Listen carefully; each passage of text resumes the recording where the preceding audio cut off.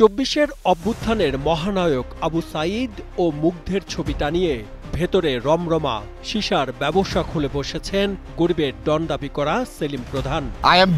আমি গরিবের ডন। শুধু তাই নয়, বারের ভেতরেও অভ্যর্থনার জায়গায় কয়েকজন জুলাই শহীদের ছবি ব্যবহার করেছেন এই মাদক সম্রাট। মাদক ও নেশার বিরুদ্ধে কথা বলে নিজ এলাকায় মানুষের কাছে গরিবের ডন দাবি করতেন তিনি। রূপগঞ্জ নারায়ণগঞ্জ এলাকায় আতঙ্ক সৃষ্টি করে রাখতেন তার নিজস্ব গুন্ডা বাহিনী দিয়ে।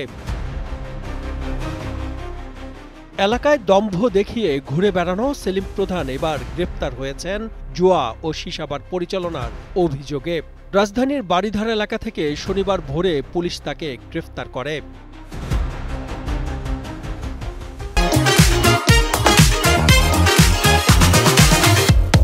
সেলিম প্রধান তার সিসাবার পরিচালনা করতে অভিনব কায়দা অবলম্বন করেন। এর জন্য জুলাই গণ অভ্যুত্থানের নিহত মুগ্ধ ও আবু সাঈদের ছবিসহ আন্দোলনের অন্যান্য শহীদের ছবি ব্যবহার করেন তিনি। শনিবার ভোরে সেলিম প্রধানের মালিকানা সিসাবারে অভিযান চালায় পুলিশ। এ সময় তার বার থেকে ৬ কেজি ৫০০ গ্রাম সিসা এবং অন্যান্য মাদকদ্রব্য উদ্ধার করা হয়। এ সময় সেলিম প্রধান সহ ৯ জনকে গ্রেপ্তার করে গুলশান থানা পুলিশ। এর আগে ক্যাসিনো কারবারের সাথে জড়িত থাকার অপরাধে ২০১৯ সালে গ্রেফতার হয়েছিলেন তিনি। এরপর জামিনে বের হয়ে নানা কায়দায় রাজনীতি ও মাদক ব্যবসার সাথে জড়িত হন সেলিম প্রধান।